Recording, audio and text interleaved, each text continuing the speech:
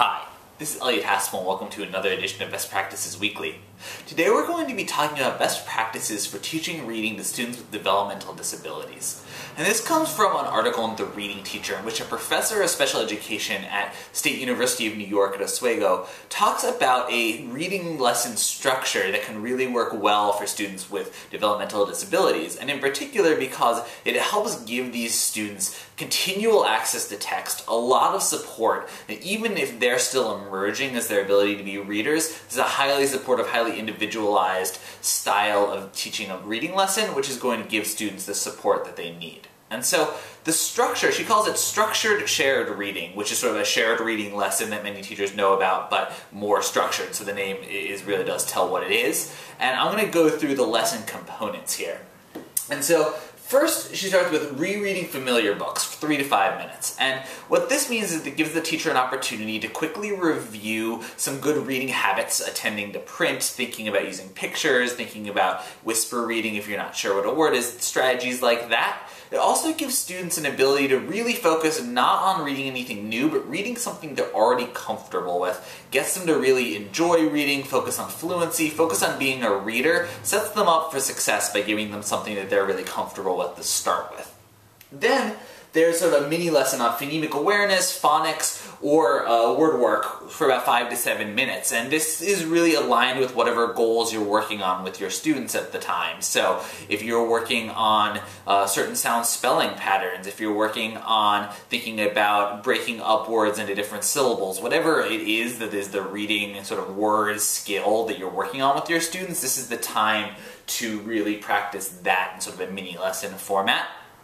Then there's shared reading of a new text, and this is for 15 minutes. And what this means is very, very teacher supported. So the first time through, the class will read it as a whole, the teacher really leading, probably some echo reading going on, stopping fairly frequently to check for comprehension and have quick discussions about what's going on, and then rereading the book with a little bit less teacher support, not stopping as much this time, if at all, really focusing more on fluency, giving students more of a chance to really engage with the text themselves. And before this part starts, the teacher really needs to be sure to do a really interactive, in the sort of informative introduction to the text. So this is where the teacher will, before you start this shared reading, you're going to see the teacher previewing the book, going over key vocabulary terms, providing any background knowledge that's needed to really set the students up for success. So all of this is highly interactive, lots of teacher support.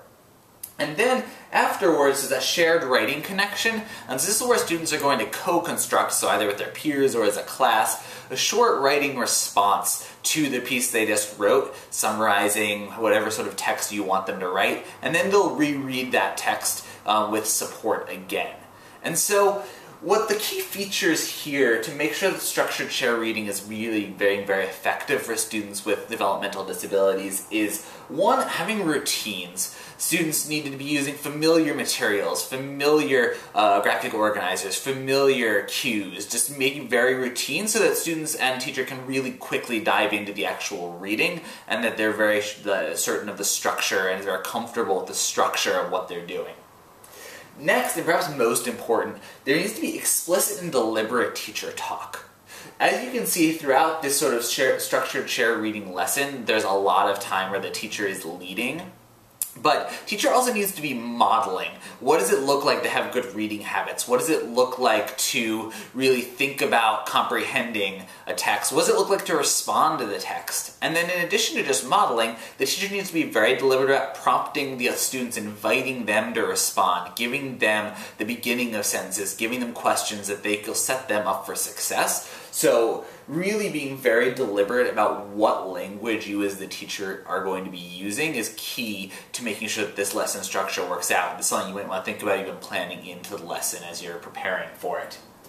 And lastly, the author makes sure to note that structured shared reading is just one component of a comprehensive literacy program. Obviously, students with developmental disabilities, just as with any students, are also going to need plenty of other sorts of literacy instruction. They're going to need to hear read-alouds. They're going to need to be working on pieces of writing in response. They're going to need to work on spelling. Things like this, they're certainly going to need to encompass a lot of other aspects of literacy, but Structured shared reading is an adapted and sort of modified version of a core lesson that you can use that's going to be highly supportive of students with developmental disabilities by being very individualized, being very structured, heavily teacher-led, but at the same time giving students access to continuous text in a way that they're going to be able to really reckon with it. So thanks for watching and happy teaching.